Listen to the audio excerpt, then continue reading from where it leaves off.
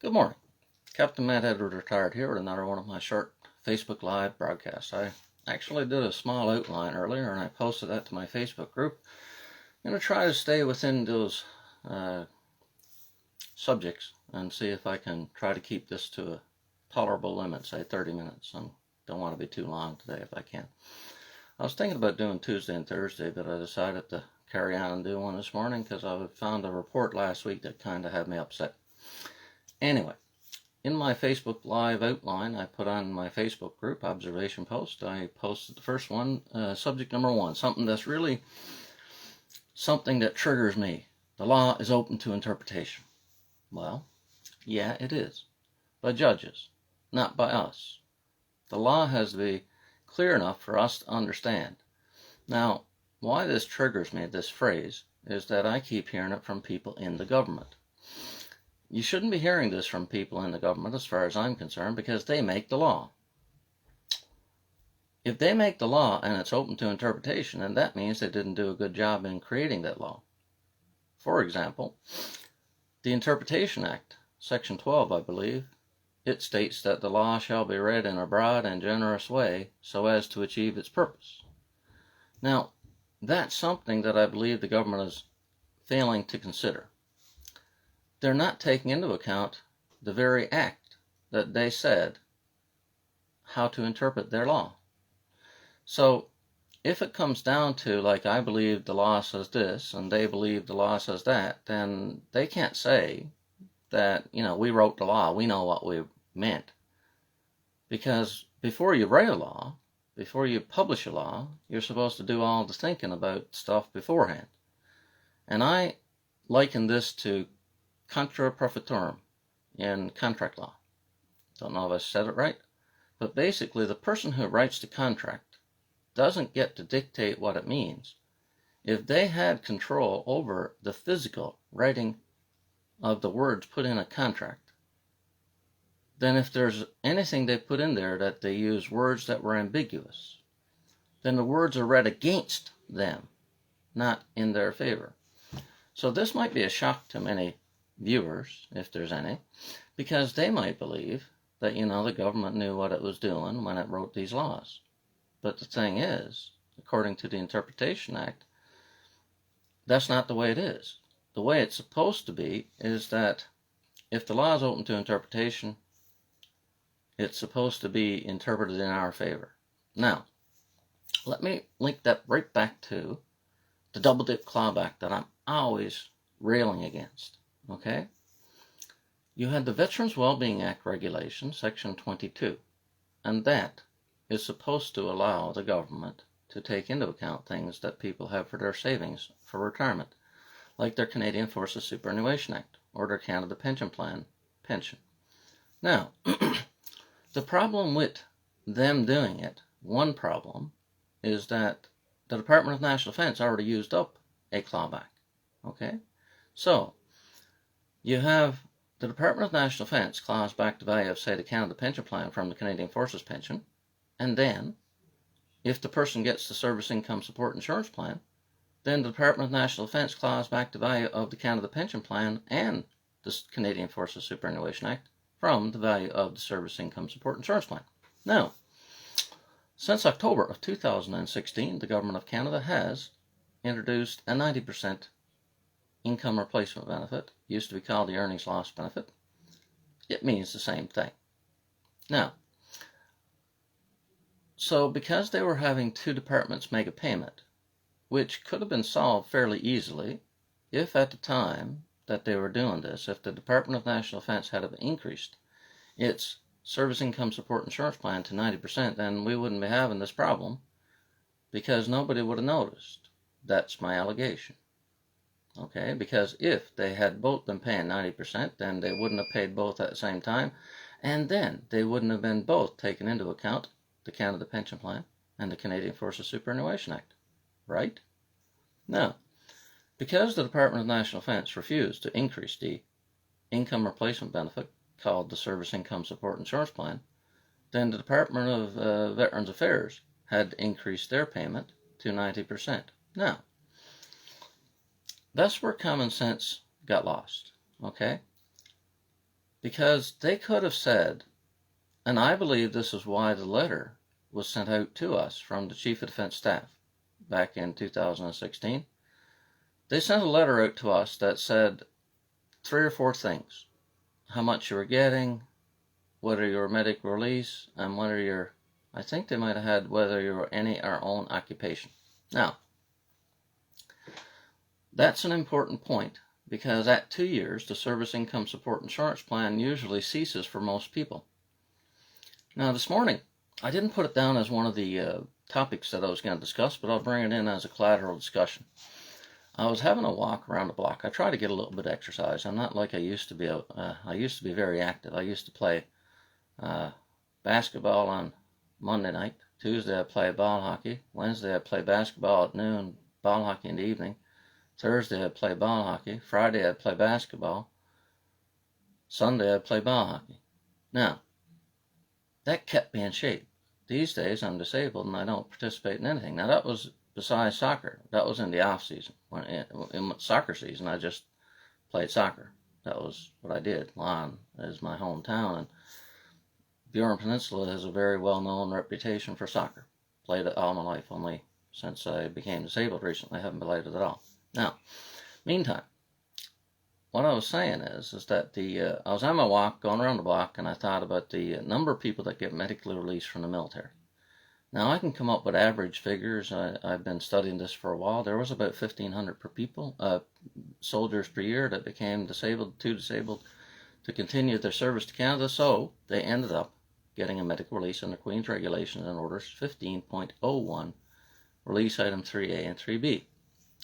Now, just as a side note here, 3A is hardly ever used, but back in the 90s, when I looked up the Canadian Forces Superannuation Act actuarial reports, I saw that there were more people that were given that certification instead of the 3B one. Nowadays, it seems like it's all 3B. Now, I have a theory, don't know if it's true, because I don't know how to prove it. I can come up with a hypothesis. I believe that they gave 3A designations to people in order for them to get the Service Income Support Insurance Plan. Because from 1969 to 1999, you had to be meeting the any occupation definition of disability, which is the 3A definition. Now, the 3B one is the one that the Service Income Support Insurance Plan uses for the first 2 years. And it's the one that the Canadian Forces Superannuation Act pension uses. In Section 2.1 of the Canadian Forces Superannuation Act, they define disability as being disabled as when you cannot do the trade that you're in, right? Now, so you can be too disabled to do your own trade, and you can get a Canadian Forces Superannuation Act pension. You can get CISIP for 2 years based on that, if they're using similar ideology, practicality, doctrines. But the Canada Pension Plan, on the other hand, is only a 3A definition. Okay, you had to be too disabled to do any job. That's like CISIP after 2 years. And it's like the Veterans Affairs Earnings Loss Benefit or Income Replacement Benefit after 2 years. Okay, now, looking at my notes to make sure I keep on track of it, laws must be clear. How can you prosecute someone if you don't have a clear law? Laws can only be about now and the future, not retroactive. I'll bring in an example of how not to write a law here, because in 2010 the government lost a case called the Toronto Transit Commission, and the government, because it lost the case, brought in Bill C-13. Now, Bill C-13 required Canada Pension Plan contributions to be deducted from income replacement benefits. Now, I didn't call it what they call it in the case, wage loss replacement plans, but it's the same thing, okay? So a wage loss replacement plan is the same thing as an income replacement. They keep changing names, but they mean the same thing, okay? CISIP is a wage loss replacement plan. The Income Tax Bulletin 428, published in 1979, says that we don't care about the name of the program. What we care about is what it does. If it replaces your wages, that is covered under this Income Tax Bulletin. Okay? So the government thinks that it can keep changing the name from the earnings loss benefit to the income replacement benefit to who knows what to call it next. But basically that is what CRA calls a wage loss replacement plan, of which I say is garbage, okay? It's insurance. It's insurance. That's what it is. Now, you see, the paper that kind of got me riled up enough to go on the air today, not on the air broadcasting locally, but on Facebook talking to people who are watching, it was a Caledon. Now that institution isn't around anymore, but there was this left-wing type organization trying to get social justice for people called Caledon Institution.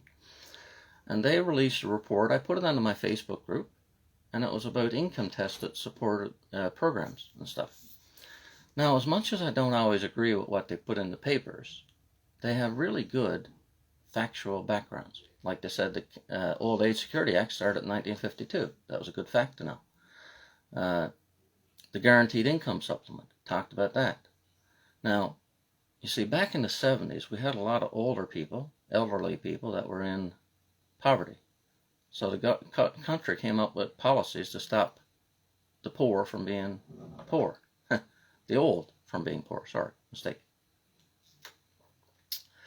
So the 1966 Canada Pension Plan was brought in, and that was supposed to supplement the old age security. So Canada designed its retirement system on 3 different tiers: Tango, India, Echo, Romeo, Sierra, tiers. I call them columns sometimes because they're supporting our retirement. And I wrote a story a few years ago called The Cracked Pillars of Retirement. Pillars, columns, same thing. So, anyway, you're supposed to be able to count on getting your old age security. Now, in this paper, it talked about the American one is set at 67. Canada's used to be 70, but they knocked it down to 65. And then they tried to go, hey, I don't drink. I got diabetes, evidently. Well, actually, I eat a lot of sweets and stuff, so if I like booze, I'd drink it, but hey. But the thing is that you're supposed to be able to count on things, right? Long-term programs, you're supposed to be able to count on them in the future. Now, in 1989, the government, under Mulroney, decided to income test the old age security. Now, I've discussed this a bit in the past, but this paper had a bit more on it. And they said that the public let them get away with it. So because the public let them get away with it, there were some seniors groups that kicked up a stink. But it said that in the paper that 95% of the people still get it, despite the fact that they brought in income testing. Now that was because they set the threshold so high. They set the threshold so high that very few people were affected. So people couldn't kick up a stink. I mean, the people that were getting caught by this clawback, because that word was used in this paper too, because people call it what it is. It's a clawback. It was a way for the government to save money. So they brought in the old age security, and it was supposed to be the first layer of retirement. You're supposed to be able to count on it. Now, if you can't count on it, then what are you supposed to do? They set the system up to be 3 things: the old age security, the Canada Pension Plan, and registered pension plans, or our RSPs and savings. Now, one of my key points along the way has been the fact that the government is transferring things between the tiers and not paying it to the person who bought the social insurance. Now, that was another very important point I found in that report. That report is in my files group on my observation post, and it has a numbered file. Like, I didn't change the name of the file where I downloaded it. But have a look through it if you feel like it. And it talked about the way the programs are financed and stuff, and social insurance. Now, that's what I was going to talk about. Now, you see, during all this research that I've been doing for my book and all these broadcasts and things that I've been doing, I've got to publish my book yet. I'm calling it Observation Post, Pro Patriot, for the love of freedom, because that's what soldiers do. They, for the love of the country, Pro Patriot. Now, the thing is, there's a big difference between social welfare and social insurance. Canada Pension Plan is a social insurance that you pay for your own insurance, and then you get the insurance if something bad happens. Well, retirement too, but if you become disabled, the minister back at the time said that you will get help as of right. Now, See, the thing is that if you needed to go on welfare, if you were poor and disabled or just poor and healthy and you needed money, you would go to the government and you beg for money. Now, some people might not like my phrasing it that way, but basically that's how they felt. People don't want to look for money that they didn't earn, right? Most people are like that. So the government made welfare and income support, income security, whatever you want to call it. They call all these names. They make it the last payer, the payer of last resort. So basically, that's what the government did to the veteran system. So the government decided to follow what the private insurance industry and the welfare agencies did, and they decided to save money on the backs of the veterans by taking into account the social insurances that you had. So the Canada Pension Plan, CISP, the Canadian Forces Pension, these are all forms of pension and insurance. Pensions and insurance are really close, right? They're closely related. Now, in a case, if I recall, called McKinney, M-C-K-I-N-N-E-Y, Supreme Court of Canada in 1990, there was a case about mandatory retirement.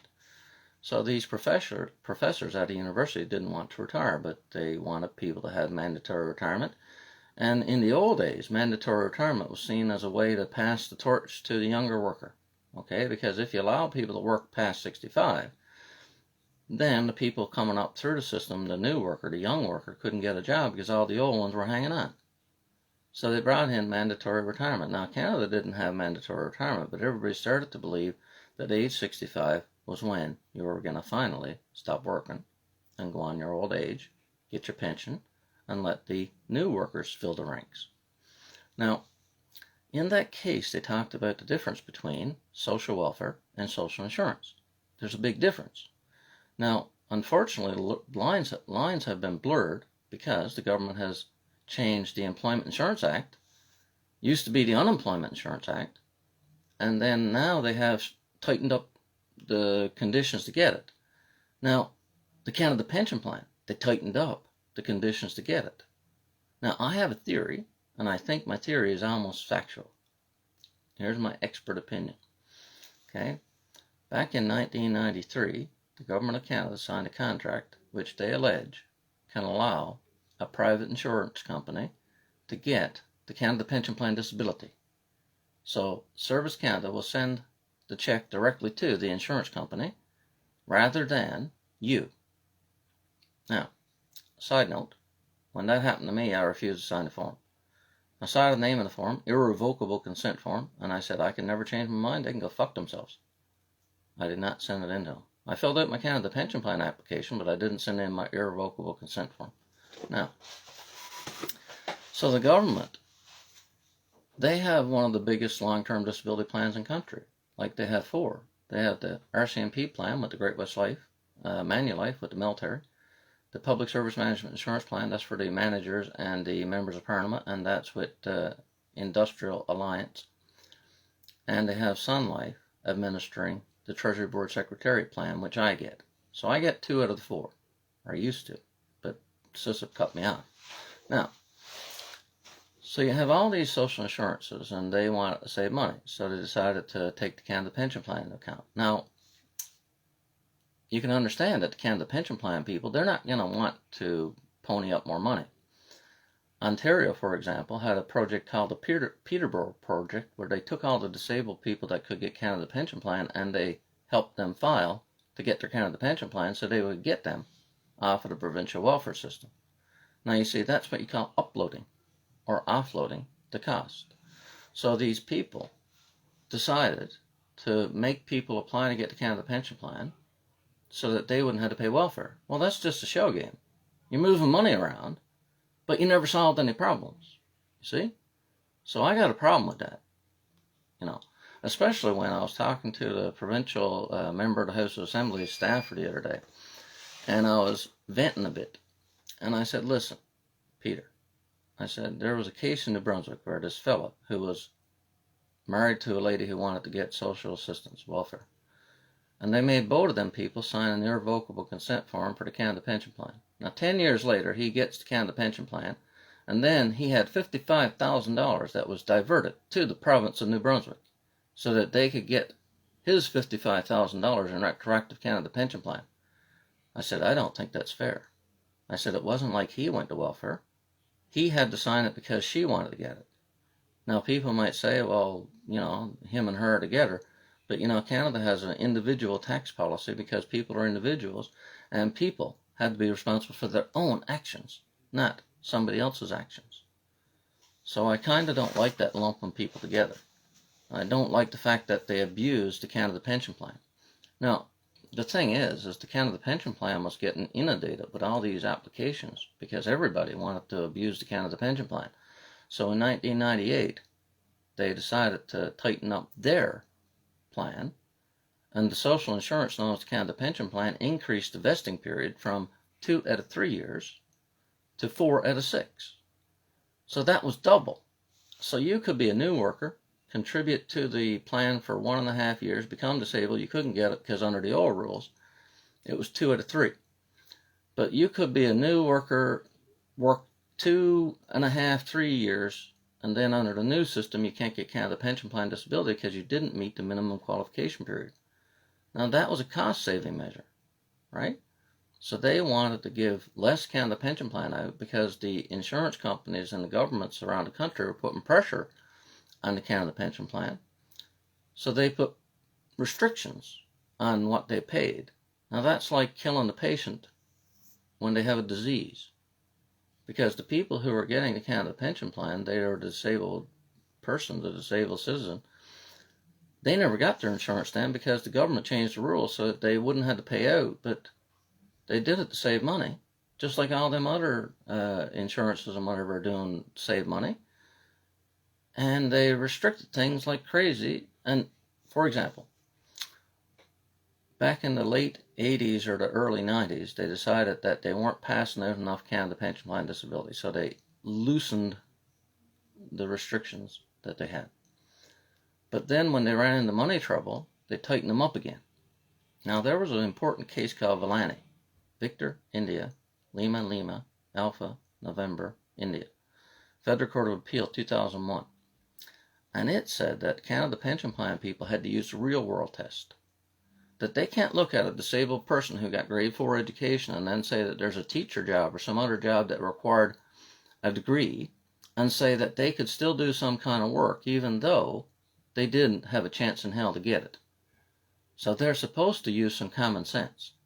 Now, what sparked that case is that there were people in some regions in the country that were getting approved by Canada Pension Plan Disability, and there were people in other regions that had the exact same situation, condition, whatever, and they weren't getting approved.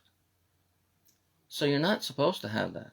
You're not supposed to have regional disparities. You're not supposed to have the system treating some people within the system that are almost exactly like somebody else differently.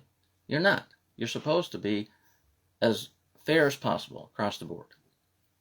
So the real world test is what they call it. Now, I believe in the real world test for everybody.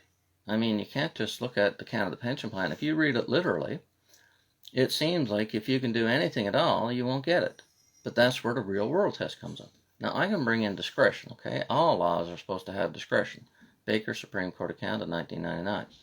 Now, that case was about a disabled woman who wanted to come to Canada, and they ruled her out because they didn't want her to be a drag on the system. Now, that's a good example of how they look at us. They look at a disabled person as being a drag on the system. So because they look at us as the living dead, Solomon Eubner, U.S. father of insurance, coined that phrase, living dead, living death, because people who are disabled and couldn't work had to still live and consume things. But they didn't produce money. They didn't produce earnings. So therefore, they were a drag. Now, all of this has us getting caught up betwixt and between all the different agencies that are involved. Okay, the Canada Pension Plan, they don't want to pay. I'll give you a couple examples. I sent him my first application. Doctor forgot to send in his part of the application.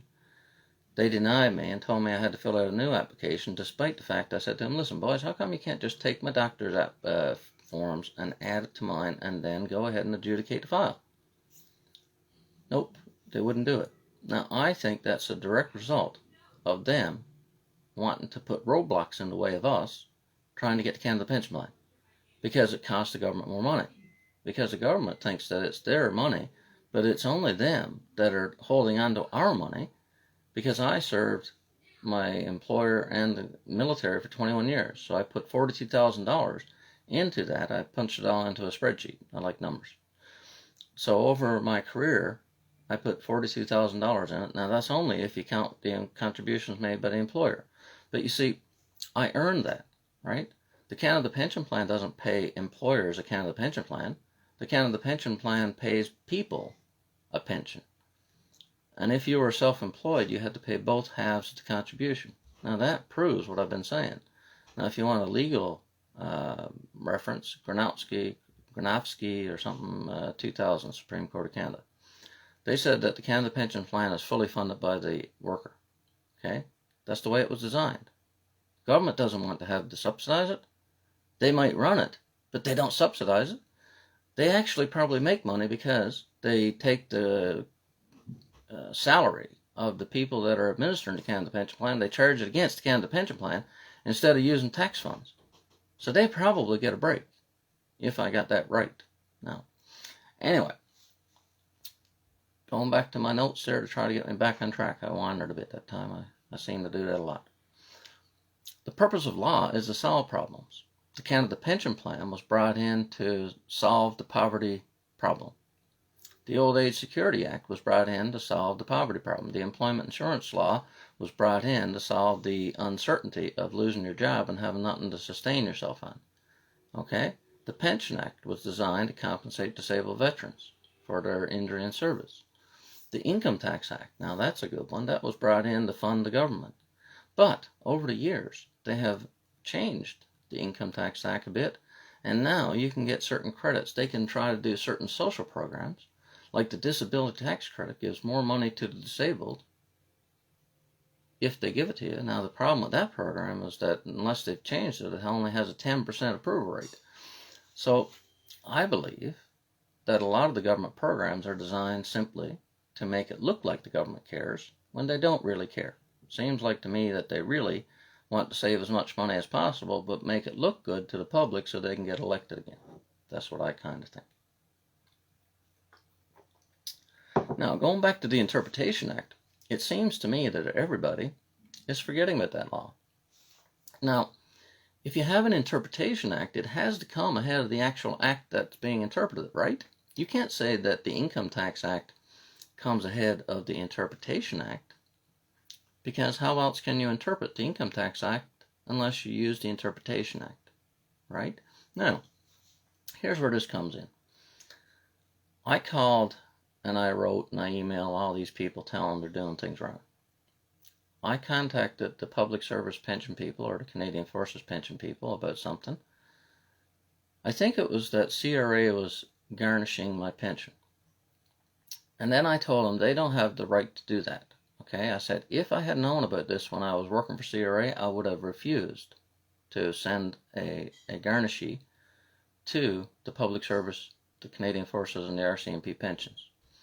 And that's because they put a provision in those acts to make it immune to creditors. And they didn't leave an exception for the Income Tax Act, right? So they said, subject to the Garnishment, Attachment, and Pension Benefit Division Act, nobody else can touch this pension in the Canadian Forces Superannuation Act pension. Now they write the law, so they could have put in there subject to the Income Tax Act, subject to Veterans Wellbeing Act, subject to whatever they wanted to, if they thought they could get away with it. But the fact of the matter is, all these monies are supposed to be for your retirement. So if you served in the military, say 30 years, or you say served in the RCMP or the public service 30 years, so you had your salary deducted, wages taken from you that would have been paid to you that you could have used to spend on bills. And they decided to make you save for the future, and they put that money in the bank. Now, they put the money in the bank, they interfere with your right to spend your own money, which is a no-no normally, and then you get your own money back, and then they want to use it against you all of a sudden. When you get the Service Income Support Insurance Plan, they take your savings, and they reduce their insurance. When you get your income replacement benefit from the Veterans Affairs, they take into account your property, and they reduce it, and they call it income. You see, it seems like they're simply calling it whatever they want to in order to achieve their purpose. But their purpose is supposed to be, remedying problems. Because the Interpretation Act, it says all acts are deemed remedial. Now, that means they're supposed to remedy problems. Now, going to the double dip clawback again, okay? How does it remedy a problem when Veterans Affairs Canada takes into account your Canadian Forces Pension or your Canada Pension Plan, and the Department of National Defence already took it into account, okay? So they're obviously in the wrong. They can't look at us and say, I did no wrong, I was just merely following the law, when the Interpretation Act says that they were supposed to sit down and do some thinking and then see that they can't do it. Now, in the meantime, I had this irreverent thought. A year or so ago, I called this fellow Bernard Butler, and a couple weeks later, he retired. He was the Associate or Assistant Deputy Minister of Veterans Affairs, one of them. And I had called him because I had heard him with my own ears because there was a recording. And he had told Peter Stauffer that shall and may mean the same thing, that a Veterans Affairs employee would read shall to mean may, or vice versa, to give the veteran the benefit of the doubt. Now, I called him up and I said, hey, Bernard, glad to get you, a cold call. I looked you up on the Government Electronic Directory Service. Listen, the reason I called is I heard you say to Peter Stauffer a few years ago at some Senate Committee on National Defense and Veterans Affairs, and I heard that you were saying that shall and may mean the same thing. I said, are you a lawyer? He said, yes. I said, that's worse then. I said, I thought you might not have been a lawyer and you might not have known the difference, but, the Interpretation Act, it says that shall is imperative and may is permissive.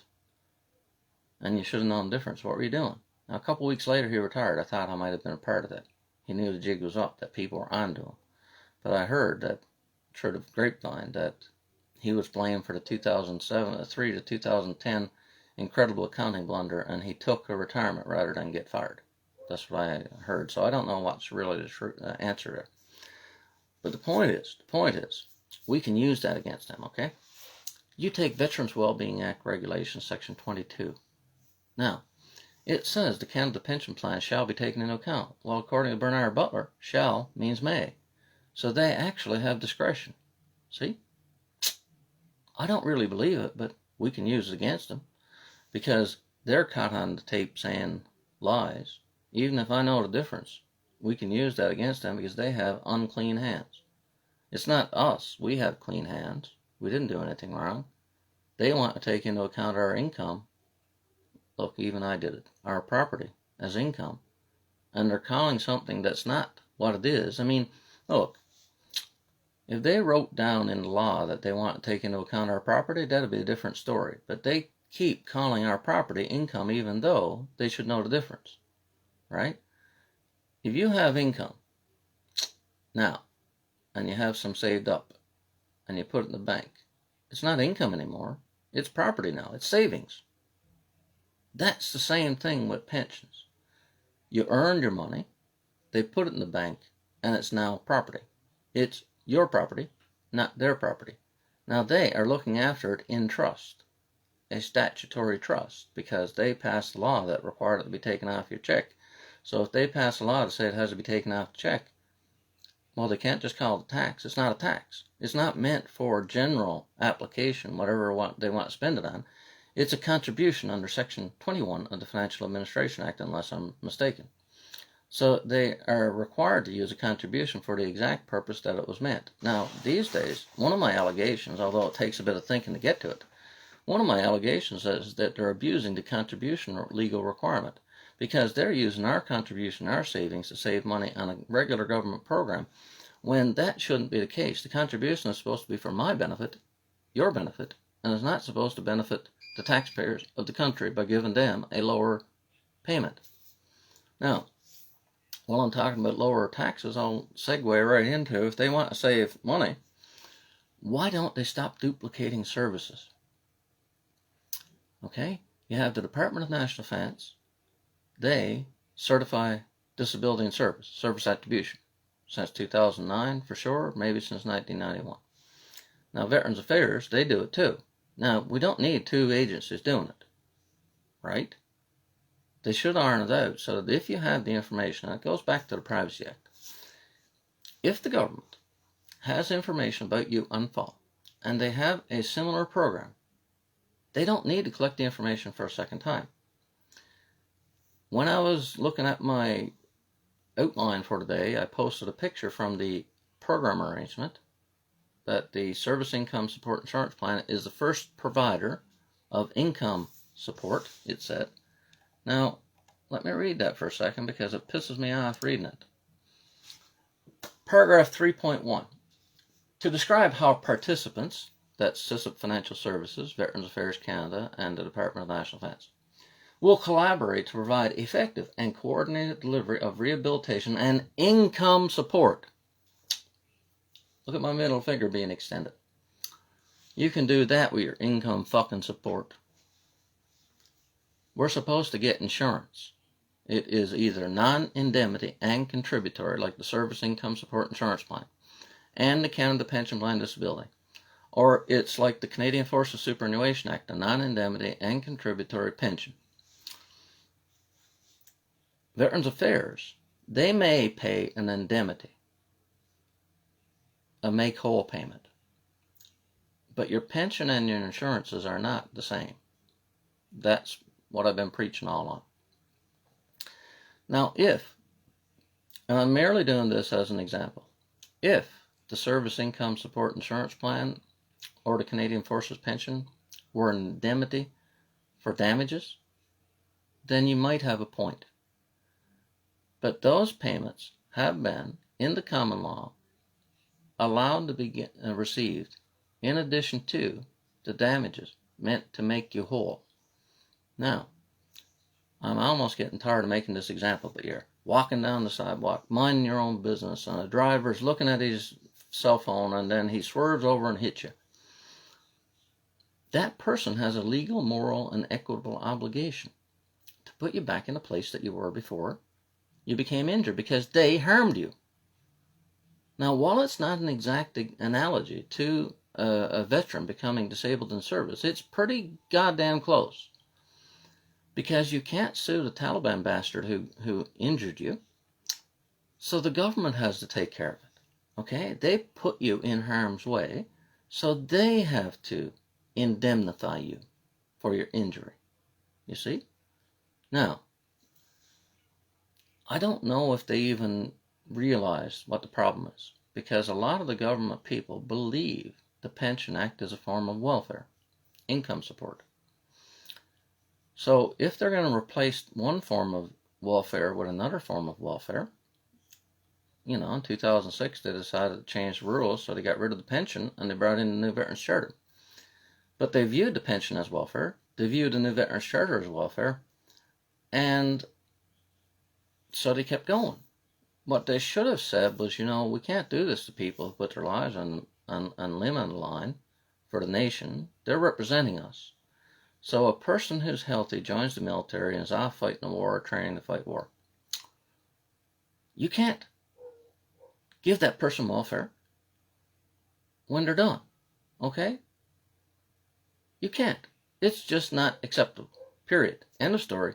You don't do that. Now, why are they doing this?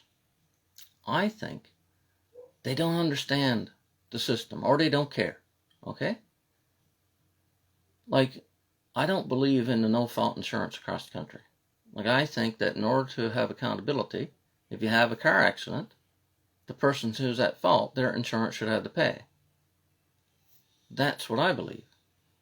But there are provinces out there that have no-fault car insurance, and the workers' compensation system is no-fault insurance. That's probably a misnomer. It's automatic fault. Okay? Because before, in the workers' compensation system, if a worker got injured, you had to prove that the employer had a duty of care. You had to prove that the employer violated the duty of care. And then you had to prove that damages happened, and that could take years, and the person had nothing in between. So I view the workers' compensation system as a reasonable compromise. Okay, it's got a very high approval rate, 98%, and you get your money fairly quickly. Now, there's always going to be people fall through the cracks, but it is a better system than a lawsuit. Now, on the same boat, a veteran shouldn't have to sue the country if they get hurt. They can't, usually, because of the Crown Liability and Proceedings Act, Section 9. And even if they did, they put Pension Act, Section 25 into law, and they said if you sue the government, we'll take the value of the lawsuit into account and reduce it by 100%. Now, they said if you sue the private person, they'd only reduce the damages award, the pension, by 50%. But they put a special rule in there to give themselves preference. And they said that if you sue the government and you win, we'll take 100% of the value of your lawsuit off.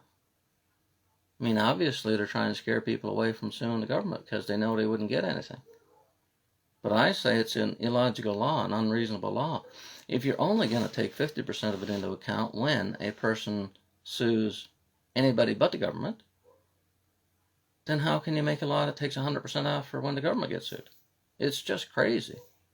But they did that, and they've been getting away with it. Now, the thing is, you can't sue the government, so it's all hypothetical. Now, going back to that page that I put on my Facebook group, they say that they're trying to provide benefits to clients. Now, that's the old-fashioned term, okay? Employers have in the past been seen, and you can see it right now in the States, okay? You have Trump, who's in power, trying to get rid of Obamacare when Obama was in power, and they brought in this national health thing, and I don't know a whole lot about it, but one of the key things was that they didn't rule people out for having a pre-existing condition. Now, Donald Trump, according to the news that I watched, said that he tried to pass laws that said that he was going to kick that out and bring in his own plan. But then the courts, or the legislature, he couldn't do it.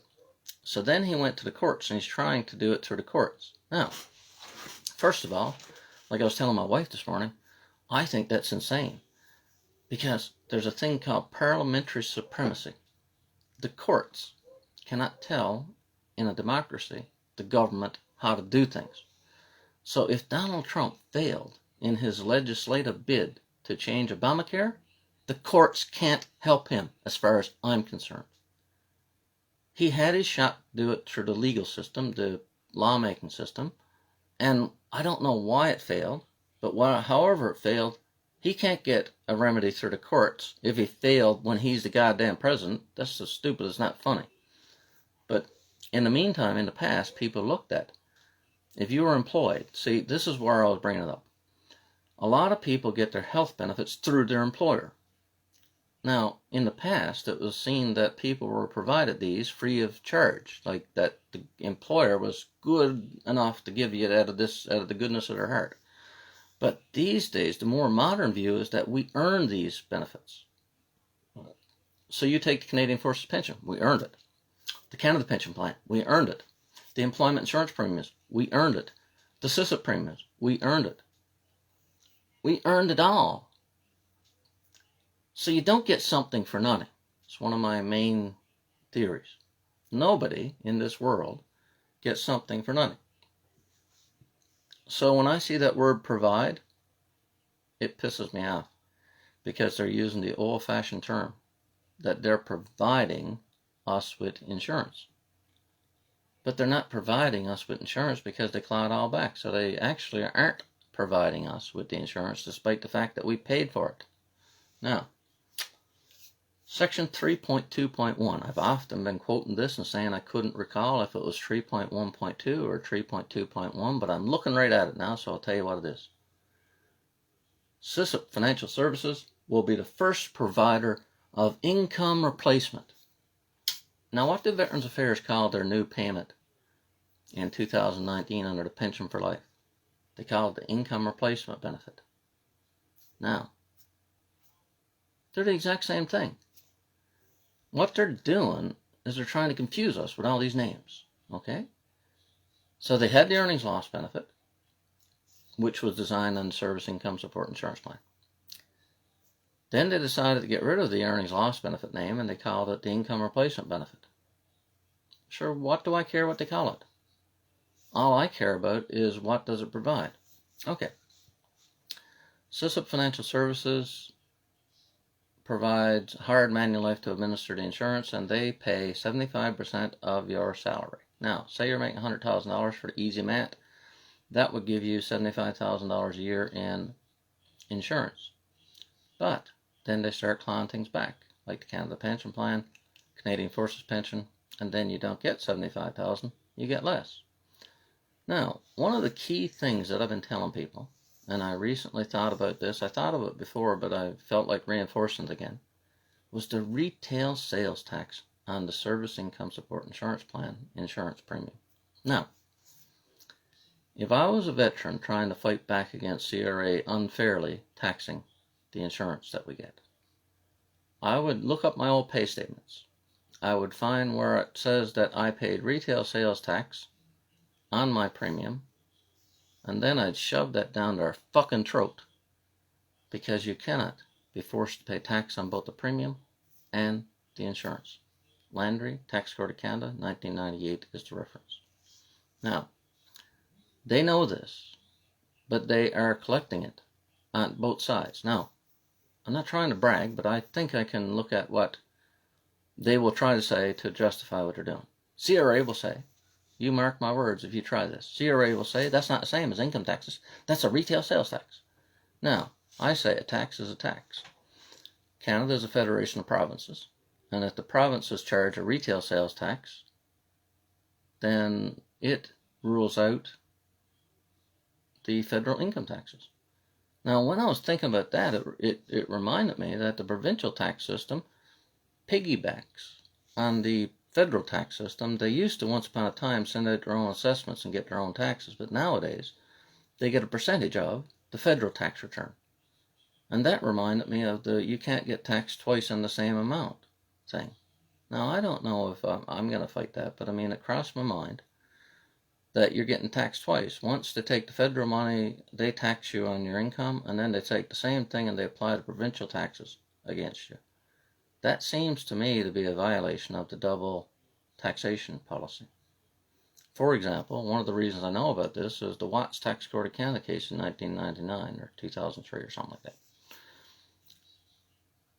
There are tax conventions with different countries. So if you pay tax in the States on your money and you're a dual resident, you can't be forced to pay tax in both countries, right?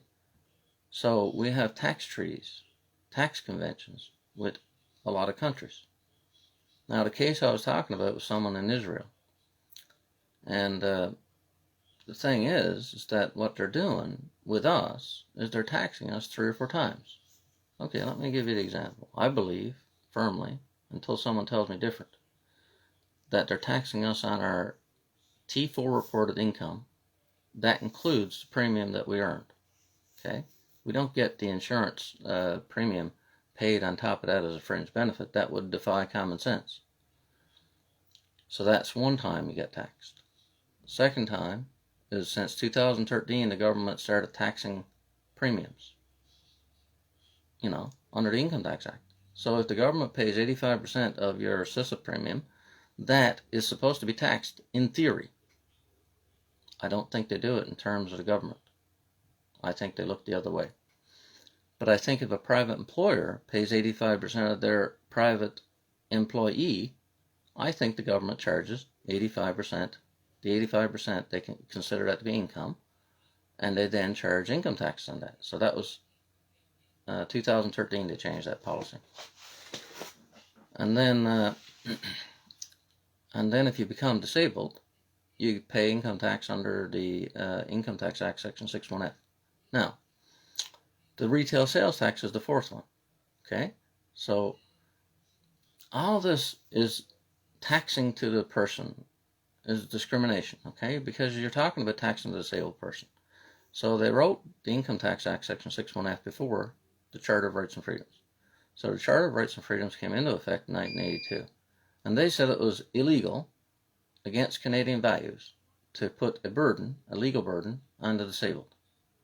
So the thing is, if you think of the income tax as a burden, as a burden in the law, well, you're having a burden in the law put on you because you're getting money because you became disabled. So I think the link is pretty clear that could be struck down under Section 24(1) of the Charter. Go to a competent court of jurisdiction and then point out that, the government made this law prior to the Charter, but it still has to conform to the Canadian values, and that, think about it, this is the first provider for the medical release soldier, and they want to tax it. Now, we could bring in equitable arguments then too. I'm getting off topic, but I think it's important. You could bring in equitable arguments. Okay, you can say, look, in 1997, the Canadian Life and Health Insurance Industry Association was given evidence to Parliament, and they said during that presentation that 75% of Canadian long-term disability is tax-free. Now, things could have changed between then and now, but at that point in time, most of the country had tax-free long-term disability insurance. 75%. Now, you can't tell me that it is equitable, fair, just to tax the person who was healthy prior to a bowel, and then after the bowel becomes disabled. And then Canada, instead of giving him the exact same treatment that they're getting tax-free long-term disability insurance, they charge taxes on it to mitigate their costs. Because the insurance is actually coming from Canada, not Manulife, and Canada is the taxpayer, tax collector. So by taking taxes off of the CICIP policy, they are mitigating their insurance costs. It's very nasty when you think about it, okay? I'm trying to be boring and monotone here, but, I almost feel like screaming at these sons of bitches sometimes, okay? Because they're using the example like they presume, I think, that all of the insurance in Canada is taxed because, that's the way they want it. But, then it comes up against facts that they should know, because the Parliament, whatever committee that talked to them people that was in the Canadian Life and Health Insurance Industry Association, they could be wrong, by the way. I think that everybody's playing everybody against everybody else. So I kind of have my doubts about that figure, but for now I'll believe it. I can point out a case, Altman, Ontario Court of Appeal, 2011, and a lady named Altman worked for Steve's Music up in Ontario. She became disabled, and it wasn't the main part of the case, but the judge mentioned it in passing, and he said that although Ms. Altman and Steve's Music paid some of the contribution to premium each, she gets tax-free payments. Now, if I was still working for CRA, I'd look at that and say, look at that, that's a mistake. She should have had to pay taxes. Let's go audit that person and make sure that they had to pay. That's what you'd say, because you don't know. Now, I'm only looking at the outcome. This is in direct defiance of Income Tax Act Section 61F. And nobody got a problem with it, seems. Judge didn't speak up and say, how come that happened? How could you have someone not pay taxes when the employer paid part of the premium? Because the government wants things nice and black and white. If you pay the premium all by yourself, you get tax-free payments. If your employer pays 1%, anything above 0, you had to pay taxes. Now, the problem I have with that is you're forgetting about the real question. Who earned the premium? If the premium was earned by the employee, then that's it. End of story. Okay? Because if you paid for the entire premium, you get it tax-free. CRA, the government, will admit that. So it becomes a pissing match. I'll link it back to what I said before, the interpretation thing. When you look at the payment, it's made physically by Canada. They're interpreting that as a literal, it was paid by Canada. But how about we look beyond and we interpret it in a broad and generous way? It's earned by the soldier, and it's paid by the government of Canada. So let's not look at who pays it. Let's look at who earned it. And then, of course, they have to get tax-free insurance. Now, I'll be on this topic all day. Let me look at another topic before I go, because I'm getting sick of talking. I will mention Section 12, because I got it up in front of me on my Facebook page. Section 12, every enactment is deemed. Now, that's a legal device when you want to make something certain.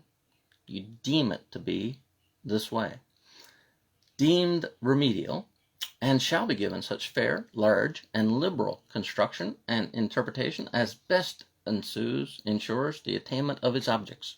Now, a little bit of role play, due diligence, I guess, trying to think of what they'll say here. They'll try to say that when we look at the double dip clawback, they'll say Parliament intended to do the clawback, and that's how we have to read it. And then someone like me will say, well, first of all, can you show me the Hansard? Show me the Hansard record where our elected members of Parliament debated our rights being used against us, our savings being used against us to save you money. You show me the record where my elected member of Parliament in 2006, when they brought in the new Veterans Charter, and you show me where they brought this in, and then I might believe you. Because right now, everything that's being done to us is being done by the bureaucrats. Now, I intend to do a broadcast about this in the future, and I intend to do a bit more homework. But when I do, here's going to be one of the major points. Jody Wilson-Raybould, when she was getting thrown under the bus by the government, she wrote a letter to the Liberal caucus, and she said, don't you recall, Justin, when we joined the government and we said we were going to try to fix something that under Harper the bureaucrats were out of control and doing everything? Now, I think they're keeping this under wraps. That was a little slip. This has been one of my main theories, that, you know, the elected member of Parliament, Lawrence Macaulay right now is the Minister of Veterans Affairs. So he goes to the bureaucrats running the programs, and he says, how are things going? Because he can't go and do every case. He's the politician. So he asks for a report. And then the bureaucrat looks at the minister and says, everything's going great. We got a great program, and our employees are the best.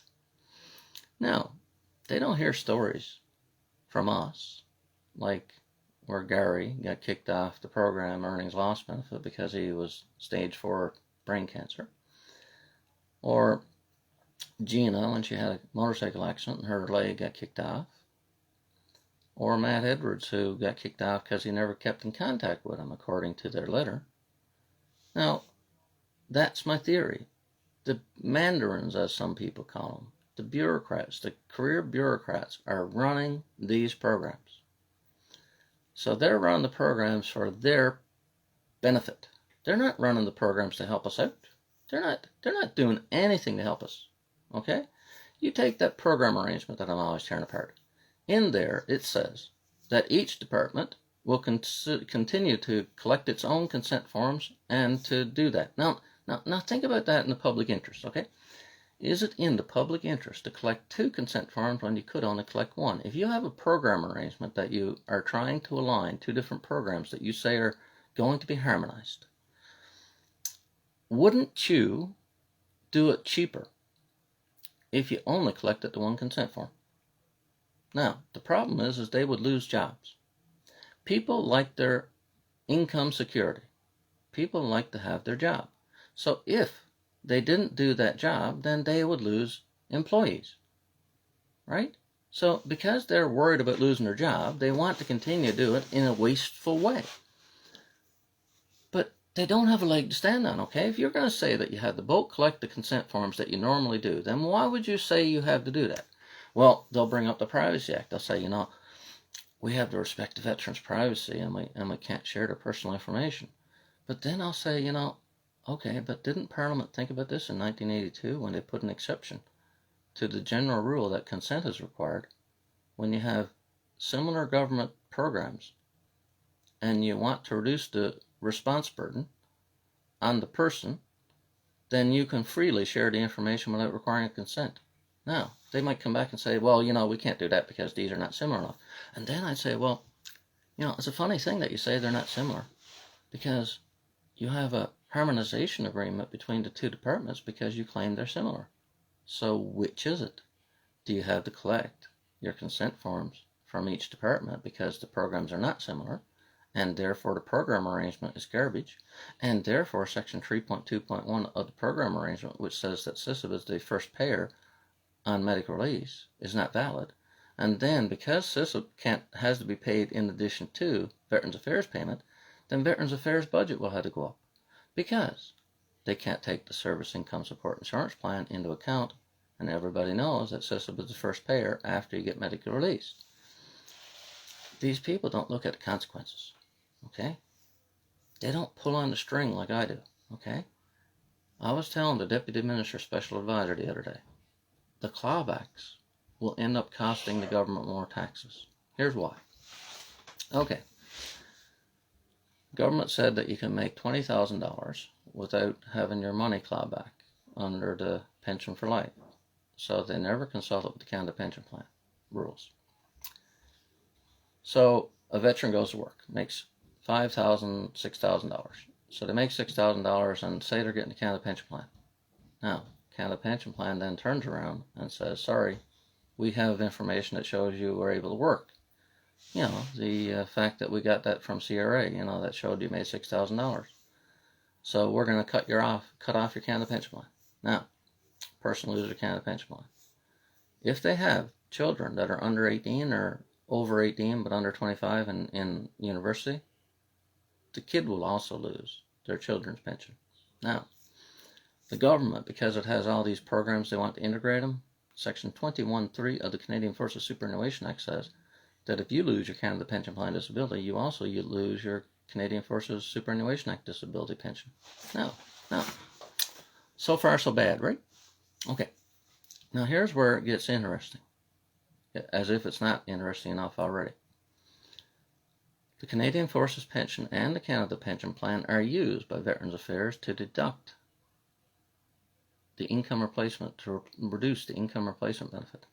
Now, because Veterans Affairs had the person try to go to work and get them off of their lazy disabled arse, then all of a sudden, back when they say, do you get the Canada Pension Plan, the veteran looks at them and says, no, I got cut off. Now, the income replacement benefit has to go up.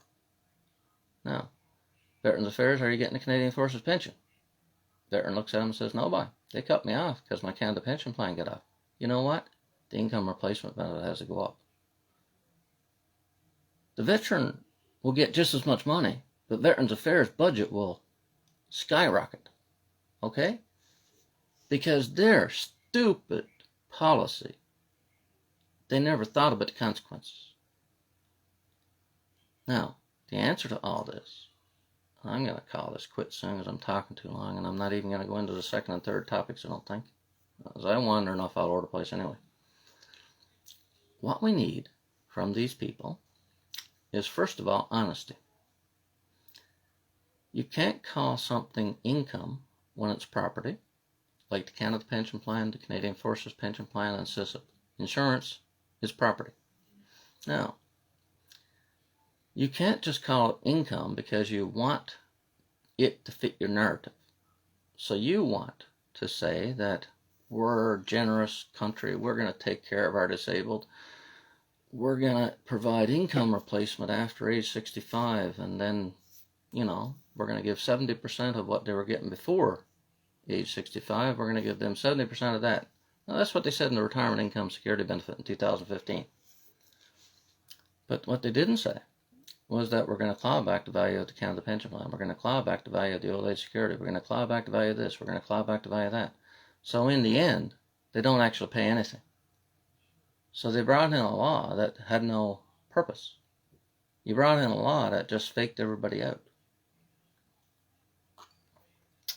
Now, there are people out there, unfortunately, that believe in the government and they drank the Kool-Aid, the voice of authority. The government would never do that. Well, they have. Whether or not you believe they never would, they have. Okay? The workers' compensation systems. In fact, that Caledon report, that said what I'm saying. So based on fiscal problems in the 90s, the governments across the nation were trying to save money.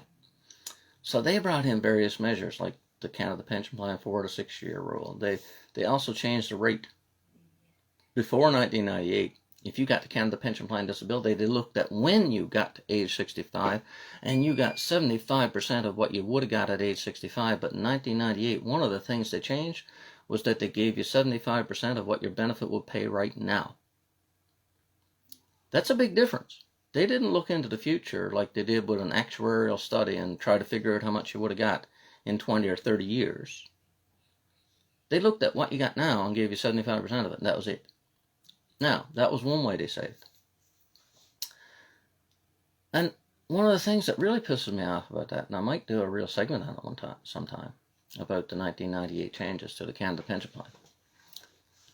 They blamed the disabled for the possible failure of the whole plan. Now that's horrible, because the disabled aren't causing the problems with the plan.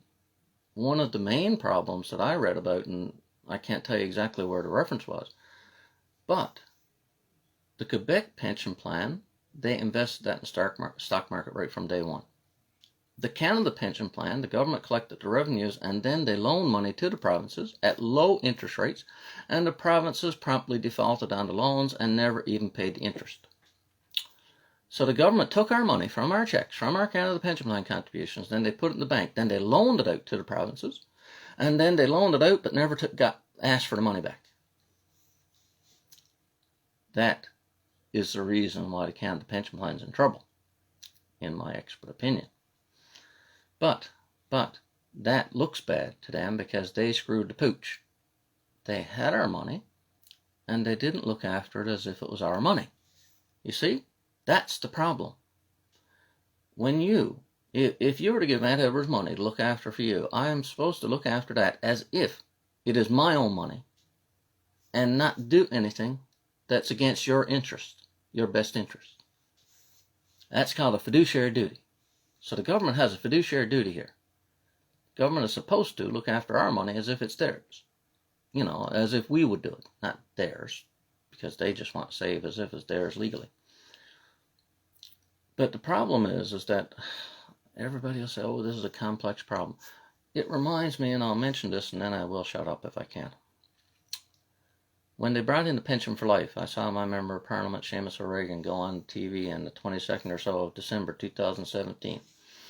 And they said, oh, we're going to study this a lot. We can't bring it in right away. We want to make sure that we do the best we can and we're not going to make any mistakes and everything. Now, if that was true, that'd be one thing, but I don't believe a word he said, because when you do laws and programs, you are supposed to invest the time before, not after. So the problem is, they had all this time to prepare for the pension for life, and they didn't use that time. Okay? I am reminded of the coronavirus thing with Trump and them in the States. Everybody in the world except the States seems like they've got it under control, sort of. But in the States, they're getting mixed messages. They're getting, one day, Trump and them are saying to wear masks. Another day, Trump is railing at everybody not to wear masks. And then you get people that you confuse people. Well, same thing here, okay? You can't confuse people. Everything should be simple. The government should stay out of our business as much as possible. That would save money. In fact, I lost my train of thought and I kept going. I hope I fooled everybody, but I'm telling you, so I didn't fool anybody. Reminds me of when I went to Veterans Affairs one time and I was talking about getting on the rehabilitation program, which is bullshit, by the way, because rehabilitation is not the program. The earnings loss benefit is the program, and the rehabilitation is a condition of benefits. However, the manager, Harold Jones, looked at me and says, why would you apply? You make too much money. And I said, I don't make any money. I'm disabled. I cannot work. I cannot make any money. Are you talking about my insurances and pensions that I get from my past service? Yeah.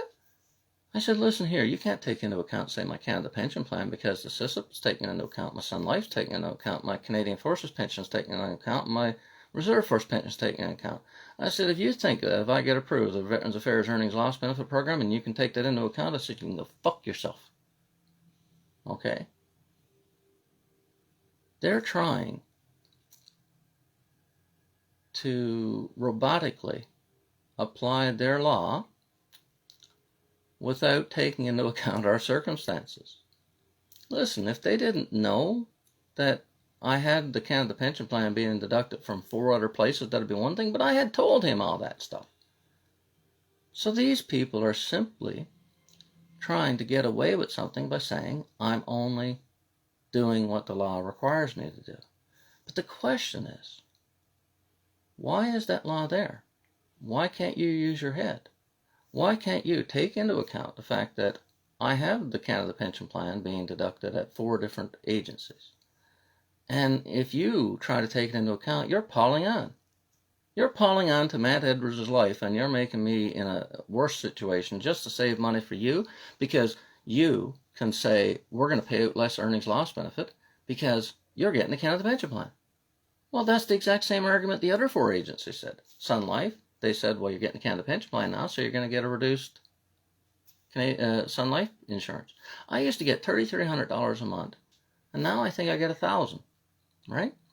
From the Sun Life people, because they took into account my public service pension and my Canada Pension Plan. Now, my Reserve Force Pension Plan used to be $200 a month. And then because I got the Canada Pension Plan, it got docked down to $150 a month because of the bridging. So they took that into account. Now, I don't care what you call it. I look at the effect. So you get the Canada Pension Plan, you lose money off your Canadian Forces pension because of bridging, that's a clawback. Don't care what they call it, bridging is a clawback. So the thing is all of these people want to not take into account the other people, except for the fact when they bring in these things like the harmonization agreement. So they brought in the harmonization agreement between Veterans Affairs and the Department of National Defense, and they wanted to justify what they're doing, except for the fact there's no such thing as harmonization. Look, you paid the insurance into your premium for the CISIP policy. You become disabled, you have to get the insurance. That's it, end of story. Now, you paid into the Canada Pension Plan. You become disabled, you have to get the Canada Pension Plan disability because that's a social insurance. You paid into the Canadian Forces pension. You become disabled, you get a reduced Canadian Forces pension, but it's your right to get that money. You paid into whatever, you get it. Now, that's entirely different from getting a payment of damages. It is. It just is. Okay? One of the things I wrote down here, and I'll mention this, although it was idea for the whole, future broadcast. I was doing a bit of brainstorming and trying to come up with things. I'll tell you some of the topics just for badness. Private workers' compensation. My reference is Suchan, Federal Court of Appeal, 2003, I believe. Pension Act, family.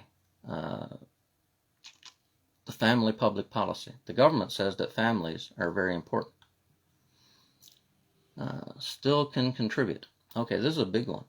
I plan on doing an episode on we can still contribute. Okay? Nobody wants to be getting money for nothing. Nobody wants to not contribute to their family and society. They act as if we want to get money for nothing. Look. We get money because we get injured. Right now, I don't get any. But you guys, anybody, and I'm hoping to get my situation fixed up one of these days. But if you get money because you got injured in service, you're getting paid because you got injured in service. You're not getting paid, you shouldn't be getting paid welfare. That's what they think they're doing. Legal versus ethical is another topic I might cover, because that's what Veterans Affairs is doing. They're acting in a legal way with the clawback, but they're not thinking about the ethics of it. Okay? Is it ethical? Think about the outcome. Think about the outcome of the double dip clawback. Okay? The veteran, I'll use Sean Corrine again. He loses Canada Pension Plan off the CISIP insurance, and then he loses his Canada Pension Plan off the Canadian Forces pension. Then CISIP takes his Canadian Forces pension and his Canada Pension Plan into account. Then Veterans Affairs, not to be outdone, they take the Canada Pension Plan, the Canadian Forces pension, and CISIP into account.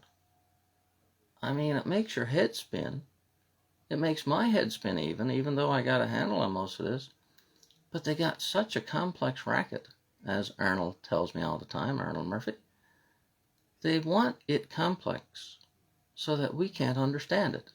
Okay? Common law. See, okay, the government has to obey the common law. Everybody in the country, because Canada's a common law democracy, has to obey the common law. Now, in the common law, you are not allowed to deduct insurance from damages. Now, 2002, the federal government wanted to ask to take the Canada Pension Plan into account to reduce their damages. But that has always been the case, that you can't take insurance into account. And the Canada Pension Plan is a form of insurance. So the Department of Justice lawyers should never have tried to go around the common law, right? The government is bound by the common law just like us.